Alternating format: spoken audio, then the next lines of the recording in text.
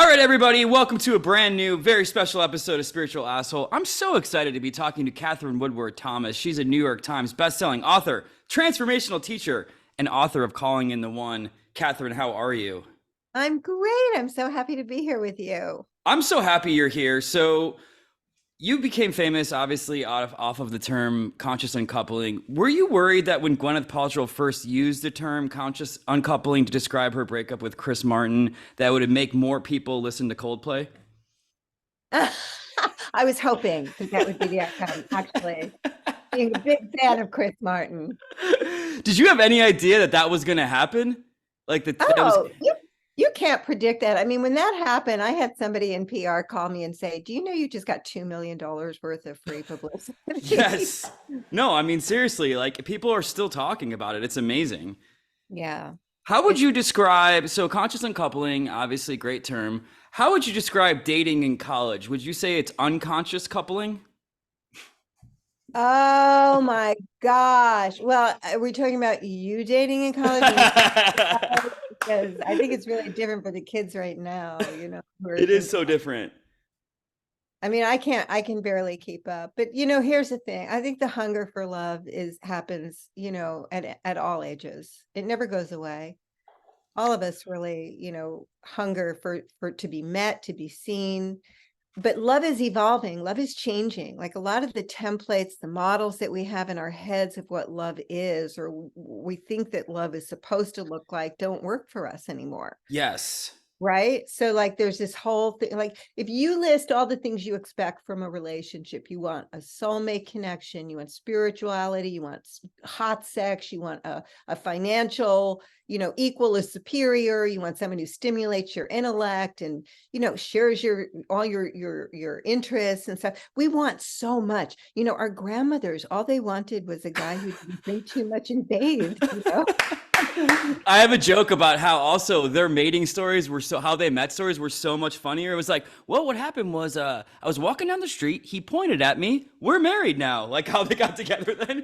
He was on the same block as me. So we're married now. But that's a question I have for you. How much do you think choice and abundance of choice is hurting us being able to call in the one? Do you think now? Well, I think it gets very complicated. I mean, there's been all sorts of studies done with the swipe culture and stuff, and this endless place of choice. But choice is like a relatively new phenomenon for human Yes. beings. We don't handle it really well. We're quite anxious about it, actually. Our anxiety is because we have all these choices, right? So we want freedom, but with freedom comes the responsibility to actually choose our lives and be wise about it. But I think there's so much misinformation and misconception about what true love actually is. That's what's causing a lot of the anxiety and the uncertainty. And we don't actually trust ourselves to go into relationship and navigate it well, because we're acting out of a lot of old patterns. Yes. A lot of old projections. We're not yet. So here's the thing about the love between equals thing that we want, which that's a phrase that my friend Polly Young Eisendrath created. So I can't take credit for it, but I love it. So it's love between equals. And it's a relatively new phenomenon. And we're not yet who we would need to be to have it go well. Yes. It's actually pushing on us to grow. Mm. The ways that we need to grow and develop have to do with really becoming much more self-aware and self-responsible for our own projections, for our own assumptions, our triggers, are the places where we're just too immature to actually be in a committed relationship. I want what I want for me now. So it's really kind of pushing on us to grow in order to become who we will need to be to manifest and then sustain that. Yes. Yeah, and I just think like that ethos is so awesome, but it kind of butts against the online dating culture. Because if you were to write a book about that, it would be called Calling in the 17 and then figuring out which of the 17. Only 17. Only 7. Calling in at least a 20. No, I love what you're saying so much. And one of my favorite things that you said, you were talking about, you used this great needle in a haystack analogy about finding love. And so I think I would love for you to talk about how much of it do you think is that we're trying too hard to find it and look outside of us and spending less time to work on ourselves internally? I think there's that you kind of have to do both, but the truth is you always have to start with your relationship with yourself, because you can't actually have a relationship with anyone else that's better than the relationship you have with yourself. Ooh, that's a keeper. So here's That's what great. happens, right? You hear the phenomenon all the time. Oh, I married my mother, or oh, I Yes. married my father. How does that happen? It looks like there's like some, there's some big committee in the sky that's unkindly tracking all your wounds and then going to send it to you in the form of your beloved, right? So what's really happening is that we internalize how our parents treat us, and we have a tendency to treat ourselves that way. So if you had a critical father, you tend to be self-critical. If you have a negligent mother, you tend to neglect your own feelings and needs. And then that's the me that I'm bringing into the relationship with this other person. And I will unconsciously covertly either choose them because of that, or I will train them to become Oh, them. God. That's haunting. I know it seems overwhelming, but here's the thing. Once you start to actually see the mechanism of it, and a lot of what I do in my work is I break it down into very simple pieces. So for example, let's say you have a pattern of going out with narcissistic people, which is like the new rage. It seems that everybody's a narcissist and my ex is a Yeah, narcissist. what is with that? Everybody's calling everybody a narcissist now. I don't Right, get it. everybody. Well, I think it is a cultural phenomenon. I mean, there is this really cool book about this. Well, it's sociopath, but sociopath narcissism is kind of similar. But it's like how many people they did this study in Japan, like how many people are sociopathic and narcissistic versus in America, and there's a lot more in America. That's because our cultural constructs like that, we admire, pull yourself up by your bootstraps, independence. Yes, I can. We kind of reward bad behavior a lot of times if it's done legally. So, selfish behavior, really. So anyway, it kind of feeds into that. So I think there's a lot, but here's the thing with narcissism. I always say, look, if it's 97% the other person, they're this, they're that, they're selfish, they're self-absorbed, they're entitled, you have all that list. But, how is that person a match for you? Yes. Like, how did you not notice when you were in the first early stages of dating that it was all about them in the room? Other than you were sourcing your value by disappearing yourself and being the perfect person for them. Oh my God. Never shared your feelings with them or your needs because it was all about them. You had your first attention on them, and that's how you were sourcing your safety and your value and proving that you were worthy of being chosen. And then, of course, they do choose you because you're the perfect partner for them. And then, eventually you start having to dissociate so much because there is no room for you there, but that's not their fault. Like, you chose somebody who's limited and undeveloped in their capacity for what I call two-ness, two people in the room. Wow. That's so fantastic. And would you say that the reason why they're doing it in the first place is because that's what their childhood was like? Is that fair to say? Well, yeah, it was a safety strategy. I call them pseudo safety strategies because they actually create danger. They're not really safety strategies. So there's a consciousness like I'm invisible. No one really cares about my needs, and it's dangerous to be seen. But inside of that consciousness, I'll show up in all sorts of ways that create my own invisibility. But then you have to wake up to the adult part of you and say, well, is it dangerous to be seen? No, actually, it's dangerous to not be seen. Yes. That's Get so into good. trouble, right? So then you have to course correct your consciousness and you say, no, actually, I came here to be seen. I have a responsibility to presence myself. It's my job to presence myself. You have to do that early on with a narcissistic person. Look, all people are complicated. Nobody's one thing. But if you're with somebody who's kind of taking up all the space in the room, they're usually pretty charming and wonderful, and they've got a lot of light coming out of them. So who wouldn't want to hang out with that? Yeah. But you have to take the risk on the first or second date to be a little inconvenient, to disagree, to need something that they don't particularly need, lower the temperature, raise the temperature in the room, or let's not go to that restaurant, let's go to this one, and make a little trouble so that you can see, does this person actually respond when I tell them what I need? Wow. So what you're saying is we should all date Donald Trump. Is that what you're saying? Yeah, you should definitely date Donald Trump, get it out of the way, Just get it out of the way. Well, luckily, graduate. figure out it. So luckily, I like. What about for all of us who aren't dating narcissists? You just mentioned you break it down into really simple constructs because one of the things I love that you say is one of my fears is that like you have to keep healing. Like I don't want any more heal, and like I've tried to heal so many blocks, and but I'm like, oh, I guess there's just more blocks. There's just more childhood patterns. But you said that we don't necessarily have to do all of that. How can we proceed forward, even with our brokenness? Because it's always going to be there, and that's fine.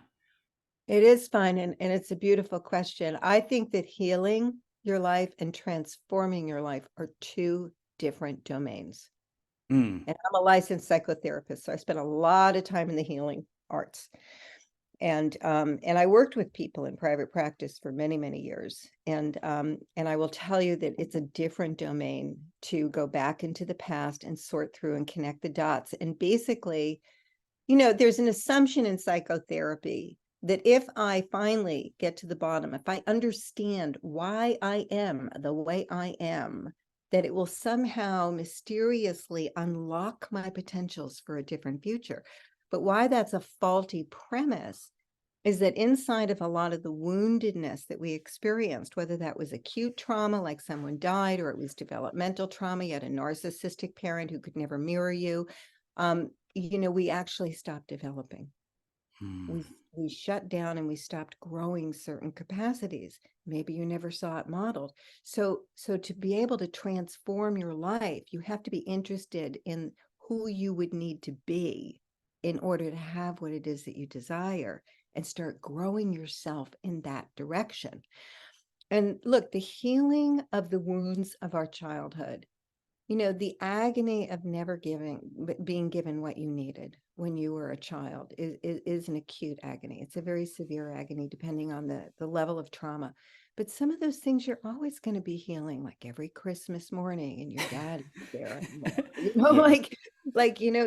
We're gonna work with these wounds. We're gonna integrate them. We have to midwife them eventually into gifts that we have to give, whether that be wisdom or certain, ethic of kindness that we give actively to other people, or maybe we're overtly, paying it forward. I mean, conscious uncoupling for me came out of my parents' horrible divorce that kind of defined my childhood and defined the first 2 decades of my adulthood by the imprinting and the toxic patterns that I had as a result of it. But it wasn't until, I wrote Calling in the One, I created that miracle for myself. And then when I ended up divorcing my husband 10 years later, I created Conscious Uncoupling. And I have to tell you, that was like unbelievable for me, because I was able to take the worst wounding and transform it into this golden, beautiful gift that I could give to people. So that's what really, helps to complete us. But I didn't need to do all that before I could find love. And I am actually in a beautiful relationship now. But it's really informed by all that I learned through conscious uncoupling, because I turned the post-traumatic stress into post-traumatic growth. And I kind of graduated from a lot of the mistakes that I made in my first marriage. Yeah. How does it feel to be the first person to make divorce a total blast? You know, it's a weird thing, because there was a lot of pushback in the beginning when Gwyneth first popped it. People were mad at me. They were saying, you're going to make this easier on people. You're taking the shame out of it.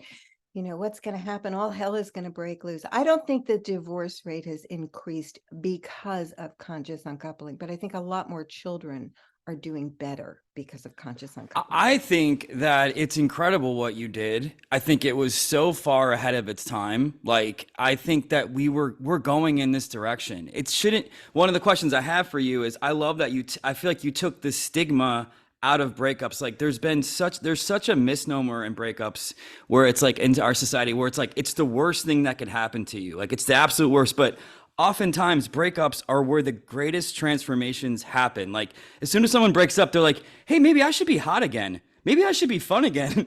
Maybe I should see my friends again. It's like, oh, you're just describing a cool person. Like people change the most out of breakups, I feel like, for the better. So when Till Death Do Us Part was first created, It was actually in the mid-16th century when the lifespan was 35 years old. And of course, it was a completely different cultural environment where they didn't have choices like we have now. Yeah. They weren't really they weren't growth oriented. So I mean, it was just a whole different game back then. Or happily ever after was created when the lifespan was 40. So you have to get, related. We like updating our diets and our exercise programs and our child rearing practices, but we're like stuck in the Middle Ages with this archaic idea like we're supposed to meet one person, marry that person, and be happy forever. And we do hold ourselves and each other accountable to that. It's very covert in the culture. So when that was happening for me, when Mark and I were divorcing, I felt all the shame. Now I had the particular added thing of being a teacher to thousands of people, how to attract the love of your life. So that was a little bit of a Oh, yeah, I used to say, oh my God, I have such a PR problem right now. yeah. Maybe it was going to end my career. I didn't know. But you have to live an authentic life and you do what you're going to do and see what happens. We all are doing our best. So I was able to create conscious uncoupling because I stopped for a moment and I said, wait a minute, where's this shame coming from? Who Yes. is thinking me? Where does this myth of happily ever after come from anyway? And then I started to research, like, well, what's normal for most of us? And what I discovered is that serial monogamy is the new norm, and that most of us will have at least 2 to 3 significant relationships in our lifetime. And so, inside of happily ever after, when you drop into shame, shame stunts development. There's no growth in shame. That's why, as a therapist, as a transformative teacher, one of my biggest jobs is to keep people out of shame when they're self-reflecting, so that you're able to look at yourself with deep compassion and objectivity. Because what most people call self-reflection is just some variation of the theme of what's wrong with me. What the Yes. F is wrong with me? Ruminating and yeah. Right. Oh, my mother, oh, my father, oh, my brother. And then I better go back to therapy and do more work on this. Now, I'm a therapist. I love therapists. I have therapists in my coach trainings. I admire therapists. So I don't want to give them a bad rap. And they're evolving too. We're all growing quite quickly together right now. But you have to actually really look at how, a lot of us have just become, through our own therapeutic process, kind of victimized by our own imprinting. Yes. Yeah. I'm this way because of this, and then there's a period after that sentence. Or even I am love avoidant, like this whole thing of I can diagnose myself now, I know. right? Where are we going? What do you want to do instead? Most, what happens is people don't even know what it looks like to be happy in relationship.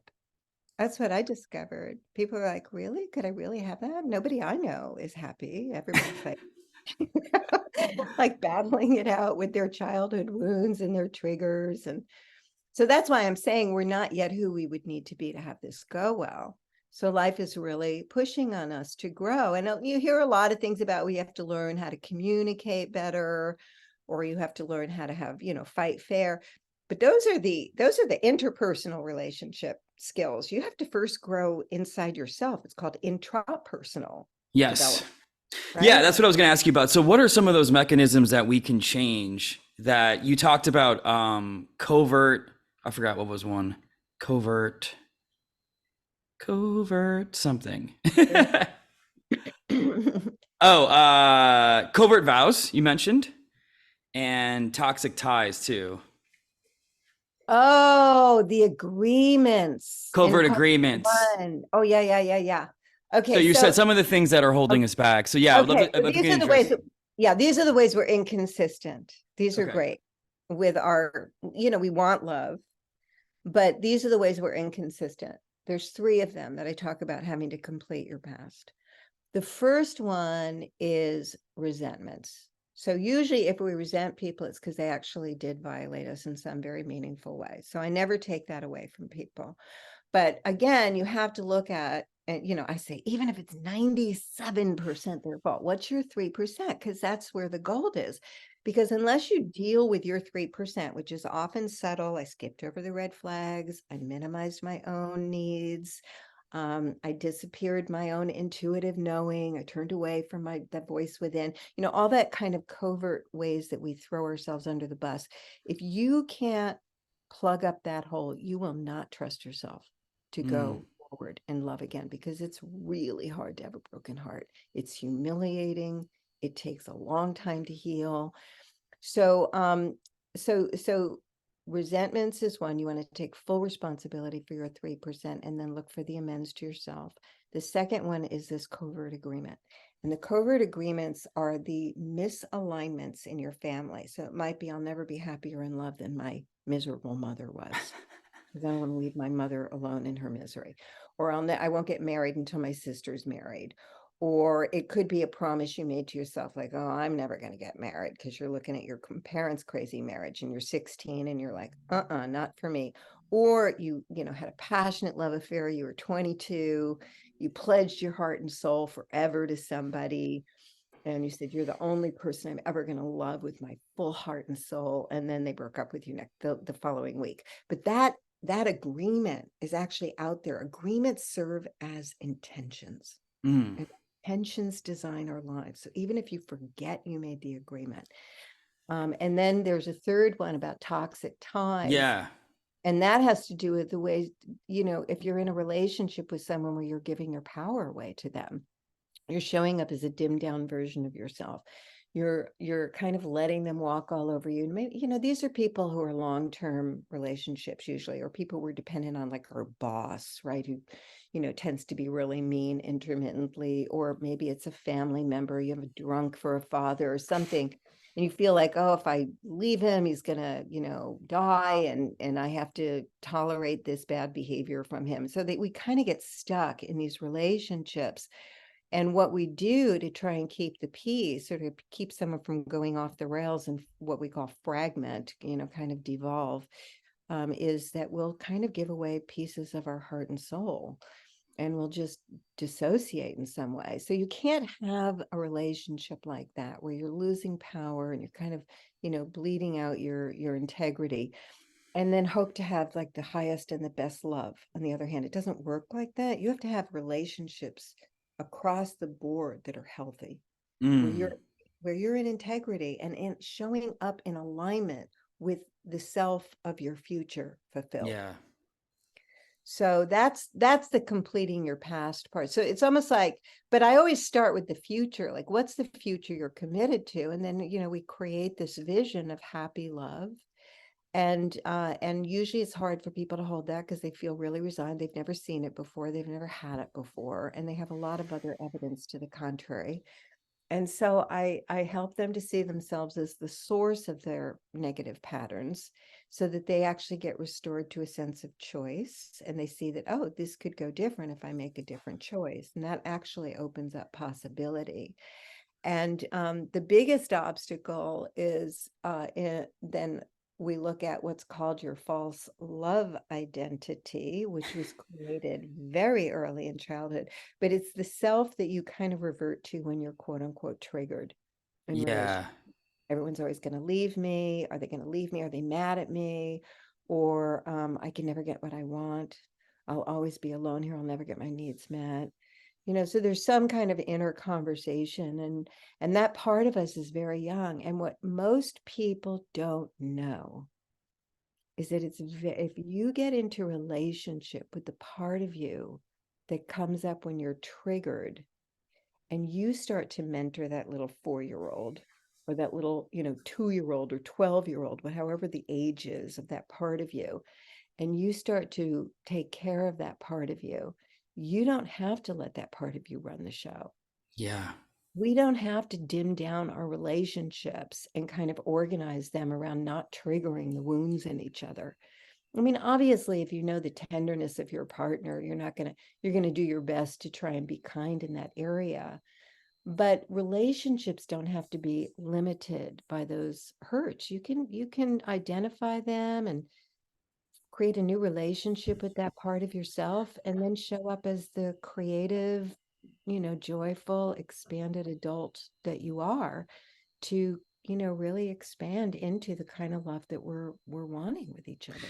Yeah, you said this great thing about not identifying with this triggered self. And now we can identify with our future self, the vision of the person that we want to be. How do you think we do that more? I know you just described it, but I think one of the problems about dating, like in later years, is a lot of us are showing up as our hurt 18 times self. You know what I mean? It's like, here I am. Here's all the things that happened to me. Here's the 500 walls I have up now because I can't have this happen again. So how can we not be in that state, you know?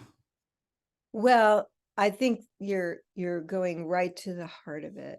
And it's to recognize, when you recognize your own pattern and you can see yourself as the source of it, you can almost begin to see it as a fork in the road. So we're kind of talking about that with the narcissistic thing. Like, if you get to the core of, I'm always with narcissists. Well, what's the assumption about yourself and others? Is I'm invisible, no one cares about me. Well, how are you the source of no one caring about you? Well, actually, inside of that assumption, I don't ever share what my feelings and needs are.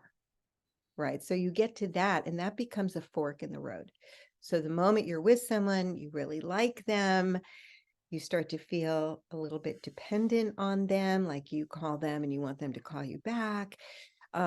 If you don't know the fork in the road, you're apt to start to get a little crazy. But you keep showing up in integrity with yourself, and you have the courage to do something different. You take the other fork that you haven't actually, what do they call it? The road less traveled. Yeah. And you say, you know what? I know that we said we were going to do XYZ, but what I'm really needing is more like this. Are you up for that? That's Could you great. accommodate that? Right. So you do something different. And then you start to feel hopeful, like, wow, this could really go differently. I could really get my needs met here. I think a lot of us are so afraid of being needy that we kind of throw all our needs out like they're inconsequential. No, the wrong direction. We need a lot from each other. We're kind of designed to be interdependent. So we want to differentiate kind of our unmet, wounded childhood self needs. Like, I need to be the most important person on the planet to you in any given moment. You need to Yeah. come within 3 minutes. That's the wounded child self. But we have very reasonable adult needs. We need to be heard. We need to know that we're valued and respected, that our needs are considered. We need to be able to say no without fearing the loss of love. Yes. Right? We need to be able to say no and hear no, and that does not affect the foundation of the love between us. That's actually one of the hallmarks of a healthy relationship. The ability to set boundaries, to take care of yourself, to speak what's really true for you, to negotiate for your needs. So I think a lot of these things are just, people are just confused about them, is what I find. So there is this developmental journey, right? There's the clearing away of the history of the inner obstacles, but then there's also learning to trust that you know how to keep yourself and someone else safe in a Hmm. relationship. I love that. What's the difference between being healthy, needy in a relationship and just being a stalker? Healthy need or being, well, stalker is interesting. I haven't really studied stalker. But stalker is somebody who's thriving off the rejection. Here's the thing about the brain is so crazy. We're so hardwired to stay together. Human beings are really designed to bond and stay together. We're not actually designed to come apart. It's like we haven't quite caught up to, our biology hasn't caught up to our culture, where we live 3 times longer than we did 400 years ago. Yeah. So, or 500 years ago. So, what happens in the brain when someone rejects us is that instead of doing kind of the logical thing of lessening our investment in that person, the brain actually starts secreting the hormones that we felt when we first fell in love. So it ups the ante so that we Wow. run after someone. So maybe the difference between a stalker and somebody who's just kind of neurotic is that the stalker doesn't have any self-control, or they don't have the moral development to actually not do something harmful to someone else. So that's what happens. You're Sorry, you cut out. So it goes up when someone rejects you. Because I wonder that often. I'm like, it's almost sometimes like when you feel rejected, you want to go even more towards that person, which That's makes what no I'm sense. talking about. It's the brain is literally secreting hormones that make us want somebody. It ups our desire for the person who's rejecting That's us. insane. Okay, so can you talk a little bit about how, because you found love, your great love right now later in life. You were 41, which in Iowa would be like 24. And can you talk about how you did that and why, give people some hope that might be like, I'm older or that's not for me? Like anybody can turn anything around at any point.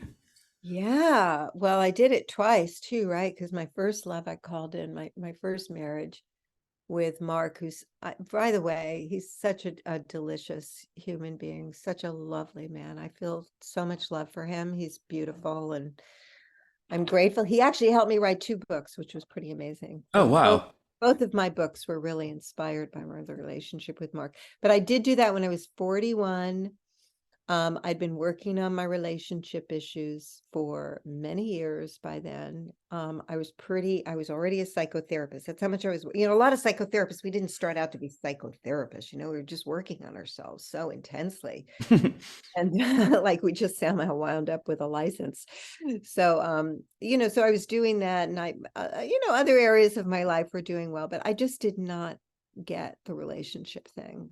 And I really had a pattern of very unavailable, people. My particular pattern, I'm ashamed to say it now, but was married men. I just always found myself somehow in a triangle with, some kind of trauma that was never going to go anywhere. And it was always very dramatic, the stakes very high. And so consequently, I was trying to not do that so that I was alone for years at a time. So it was pretty brutal. But it wasn't until, and I knew my relationship issues backwards and forwards by then, like no stone unturned. I'd been working on myself for many, many years by then. I had a therapist who fired me because she said, I can't help you at all. You know more about your own psychology. You're fired. Which was on one level a compliment, but on another level, I was really lost. Like, okay, what do I do now? Right. Yeah. So what I discovered, though, is really inside of transformational technologies and metaphysics. And that has to do with shifting your identity to the self of the future. And that was, Yes. in the practical terms, is, what unreasonable intention can you set? Are And you then start. familiar with Neville Goddard? I love Neville Goddard. Yeah, so I feel like when I've been covering him a lot in my podcast. He changed my life. I feel like that's what you're kind of saying in some It ways. is. It is. I love Neville Goddard. And he was, you talk about ahead of your time. He Yeah. was ahead of his time. But he has that book, The Power of Awareness, which goes straight to the heart of transform your identity and start to identify with the self of your future and act from there. Yes. But, and a lot, and there's some great teachers who are coming out now, and they're saying this about, being the self of your future. But the piece that I think is important to emphasize, and I'm not sure everybody else is talking about, is this developmental piece. Because we really are not yet the people, you can imagine yourself being in a very, happy relationship and start to feel what that feels like, and maybe walk down the street and acting as if. But then the moment that anxiety comes up, or that person disappoints you, or your feelings are hurt, that's the moment that's going to define the relationship, That's great. right? Because it's almost like you split off back to your old identity. So let's say you're on a timeline going to this new you, this new awesome you who has everything you want. You're killing it. You're walking down the streets of New York. No one's mean to you. Great day. All of a sudden, you get a text, hurts your feelings. Now you revert back to the 12-year-old or whatever. Now you're on a different timeline, I feel like. Completely. And you're inside of this sea, what's the projection? What's the one that comes to you? What's the what happens in that moment? You're 12 and you assume what? The worst, they're going to leave you, fear, you're scared. Like, yeah, you just go back Yeah. to like full trauma response. And now Yeah. you're like, See, yeah, I'm alone here. No one's ever going to really show up for me. I'm never going to get what I really want and need here. And you're 12, and that's your reality. Like when we drop into that yes. self, like it doesn't occur for us as trauma, it occurs for us as truth. So one of the first things that intrapersonal capacity is to recognize what you're assuming is true in that moment. How old is that part of you? And what's really true? Now, what's really true is that sometimes people say things and we misinterpret them. Sometimes, everyone will disappoint us, and it's more important on how we navigate and engage that disappointment than whether or not they disappoint us. That this is an opportunity actually to deepen the relationship right now because something just got real right now. And so, here's the thing about conflict. Those of us who have a fear of being alone, that other people are going to leave us, will avoid conflict because we see it as the beginning of the end. 100%.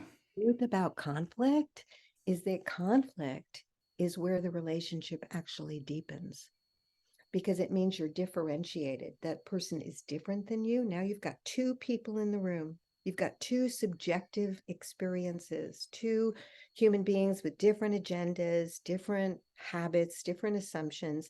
And conflict gives you an opportunity to learn about each other and to stretch beyond yourself, to try and understand, to deepen the friendship between you, and to find ways to be together where you can be allies in your co-healing.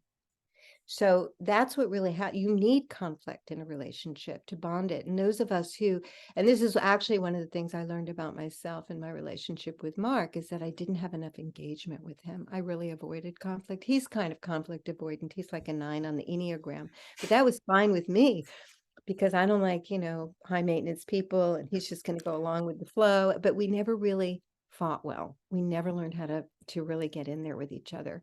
So I had to learn, and this is what I did in Conscious Uncoupling. I had to learn how to be engaged constantly in a really healthy way, how to never, just shut down or dissociate or minimize or avoid. But I go into conflict now, but I do it in a way that's healthy and loving. And, and sometimes I get triggered, but we don't stay there too long. So with my partner now, and by the way, I called him in my 60s. So I really thought I was too old for love. This is never going to happen. And then this miracle happened. So I've done calling in the one twice. People tease me. I said the next book should have been Calling in the Next One. Wait, yeah, sorry, I cut you off. Can you tell this story about the amazing intention you set? And then along the way to getting this relationship when you were 41, how did you check yourself when all these triggers would come up so you wouldn't revert back to the 12-year-old scared self? Yeah. Oh, beautiful. Okay. So when I was 41, was doing a lot of like landmark transformational techniques. Oh, yeah, I know Landmark. Yeah.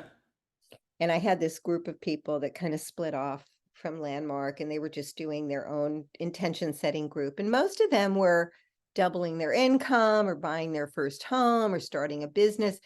But my thing was relationship, and I was pretty heartbroken about it. So I called up a friend from this group, kind of on the tail end of yet another man, having some triangle trauma. And I just called her up. I said, my heart cannot take this anymore. Like, I've been through this for too many, been here, done this too many times. So I said, I'm going to set an outrageous intention to be engaged by my 42nd birthday.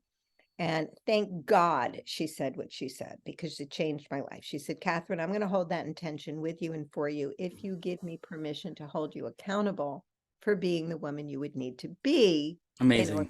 Happen. So right immediately, I wasn't running out like a crazy person just trying to get a ring on my finger, but I was actually going within, taking responsibility at a whole new level for myself as the source, right? So I had all these dots connected with my childhood trauma, and there were plenty of childhood traumas, but what I never really did was saying, kind of like, the buck stops here. How am I perpetuating the pattern?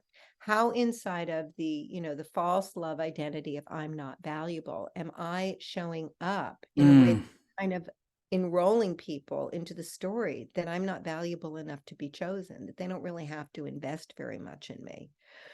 Right. So how am I showing up? And then how would I need to show up differently if I was really like that, in a happy relationship with a wonderful man who I loved and respected and who valued me and cherished me and chose me? Like, what's that version of me? And the gap was pretty big. So, there's a period where you're walking through the world and you're starting to show up. First of all, you have to correct the 12-year-old misinterpretation of, "Oh, I'm not valuable," especially when somebody then, does something like they stand you up, right? Like really Mhm. trigger that you're not valuable. And so you have to work with the self. And I am a woman, who need do nothing to prove my value. I am a treasure. I am more than worthy of being loved and respected and chosen. That's the power statement for that. It's great. You show up from that center, not from the, "Oh, yeah, okay, well, you misunderstood, and oh, okay, well, let's do it tomorrow." That's cool. It's cool. Yeah, just reject me 4 more times and then maybe I'll get it. It's fine. It's fine.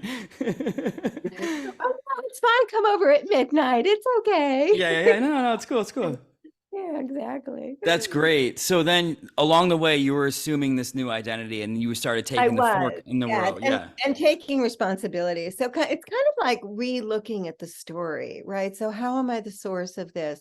So this whole thing about married men, I mean, how is the source of the married men? First of all, there's the psychological explanation that my father left my mother and I and then married somebody else and I wasn't allowed into their home. Okay, so not rocket science. Why married men? Okay, you can kind of get that scenario. We're all pretty easy when it comes to figuring that part out. But how was I perpetuating that? It came down to the very simple thing that inside of, being discarded in some way, was just how it occurred for me. It didn't occur to my dad like that because we're actually very close now. But it didn't occur like he was discarding me. But to me, it felt like I was discarded, like I didn't hold any value, especially my mom told me that he owed $5,000 in back child support or something like Oh, that. yeah. Yes, I thought he sold me for $5,000. Okay, he sold me. He's selling But me. yeah, so even at 10, I knew that $5,000 was not a lot of money. So to sell a child, so I kind of internalized that as I'm not very valuable, and inside of that, I had no expectation that somebody would actually sacrifice in any way to really be there for me. Like it Oh, didn't even occur to me that's, that yeah. that's what I was looking for, right? So I'm looking for charisma, I'm looking for a guy who's spiritual, I'm looking for a guy who works out and eats well. But to look for somebody who actually had the character and the capacity and the commitment to show up for me, that was just off my radar. Hmm. So that's what I started to take on, and I started to look through different lenses. And I'll tell you, pretty quickly everything changed. I mean, like I hadn't had I had my high school boyfriend Frank, proposed marriage when I was 16 or something. But since then, not a whole lot had happened. And suddenly this other man I'm dating for just a month or two, he knows that I'm, wanting to get married, and he proposes marriage. And Wow. he wasn't the right guy, but I knew something was changing immediately, that this man would want to invest in his relationship to that extent and change his life to be with me. I turned him down, and I kept dating. And then what ended up happening is there was a man that I hadn't spoken to in about 6 years, and for all that time I thought of him as the one that got away, because Oh, he was handsome and smart and educated and had made great money and had a really fun job. And I just wasn't ready for him at the time. And I screwed it up and I hadn't spoken to him. So here I am in my meditation. Every morning I'm meditating. I'm trying on the self of my future. I'm imagining, and I'm asking the universe 3 questions after doing this. What would I need to let go of in order to manifest this future? How will I need to grow in order to prepare myself to receive it? And what are my next steps? So it's very proactive. And I start to feel this man in the meditation and I dismiss it. And I say, oh, no, no, no, no. I can't call him. He's probably married by now. I'd be so embarrassed. So then I go to a church that I've been going to for 10 years. And I had never seen Mark at this church. And suddenly I look up and there he is across the parking lot. I have a shy attack. I turn away and walk in the direction. that's And fantastic. he leaves and he's gone. And so then I told myself, the thing that we say when we lack courage, I guess it wasn't meant to be. And then I, That's and then great. And then 2 weeks later, a friend of mine said, you need to get on the internet, which this was in 1999. Nobody even had their pictures on the internet. Like it was Totally, yeah. right. Nobody knew what they were doing. You had these love handles, like, two hearts beating is one. That was like that's all you knew. And that they lived in Los Angeles and that they wanted kids or like whatever they smoked or they didn't smoke. That's all you knew.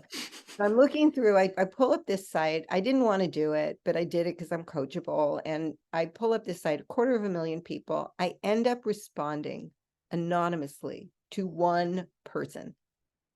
And then I went to bed. I turned my computer off, went to bed. The next day when I woke up, I turned my computer on and there was an email right into my inbox because that's how it happened back then.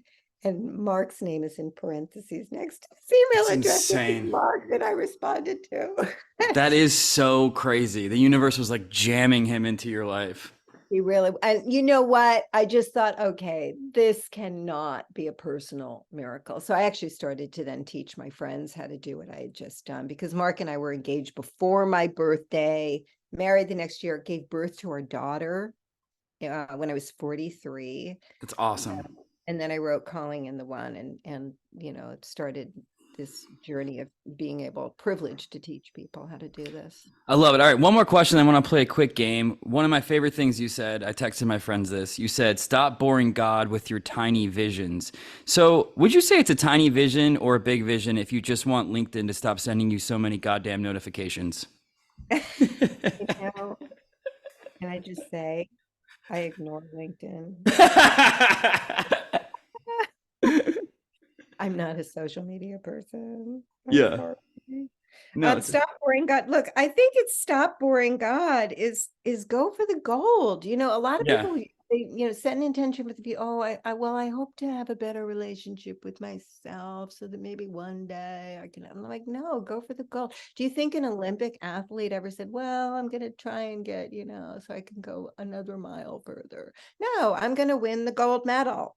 Like you have to start with that future because you need a future that's big enough to pull you into what you need to be. It begins to inform every choice you make, every decision you make. Every action you take needs to be informed and inspired by that decision. And you've got to leap in your development. So you've got to have something that's big enough to really call you out and to go beyond who you've known yourself to be, because you have to begin showing up in ways that are outside of who you've known yourself to be. So it's completely, you're walking with no net beneath you. You don't, and you're going to make mistakes and you're going to feel embarrassed because you don't know how to ask for what you feel. You don't really even know what you're feeling. You're going to try and articulate it. And and you have a learning curve ahead of you. So this whole thing about, we've been working with the I'm invisible and no one cares about my feelings and needs. One of the first things that we do when if we try and do this without actually really anchoring it into, I came here to be visible, to be seen. And, other people might be interested in my feelings and needs if I had the courage to share what they were, right? That's actually the consciousness that you need to be in. So it's not just about adding behavior on top of your false belief, because otherwise you're going to say something like, well, I want water too, right? Because I'm speaking through the filter of no one cares about me. Well, if you cared about me, idiot, you think to ask me if I want water, right? So there's so we all know what it's like to speak into that kind of listening where somebody kind of has some story that they're projecting onto you, and it's very alienating. So you really do have to know yourself well and know your assumptions well and be able to course correct your own consciousness and give people the benefit of the doubt. Assume the best of others until otherwise shown.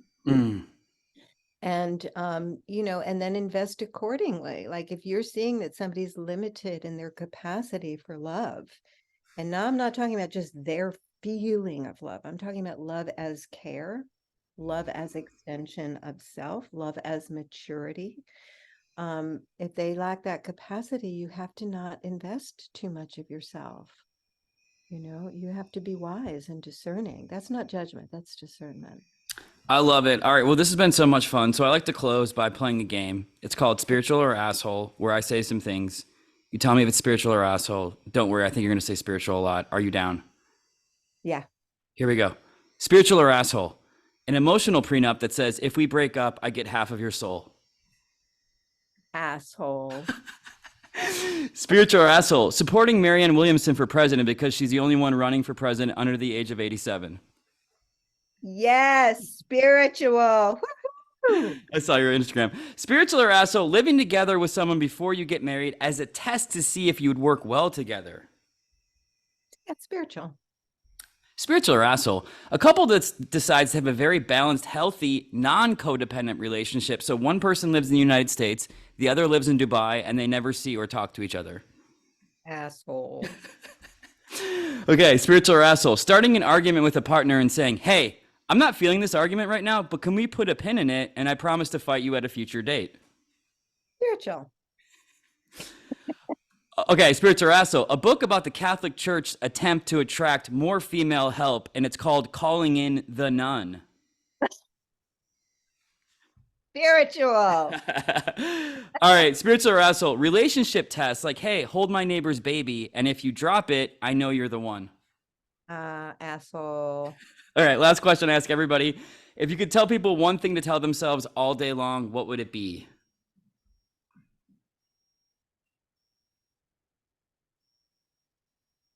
I think it's I love you. Well, this has been amazing. That was a good one. It's simple, but it's always true. Do you want to tell people where they can find you? KatherineWoodwardThomas.com. And we do a lot of free calls and stuff, coaching calls, and people send in their questions, and I'd love to hear from folks. Thank you so much. This was amazing. Thank you.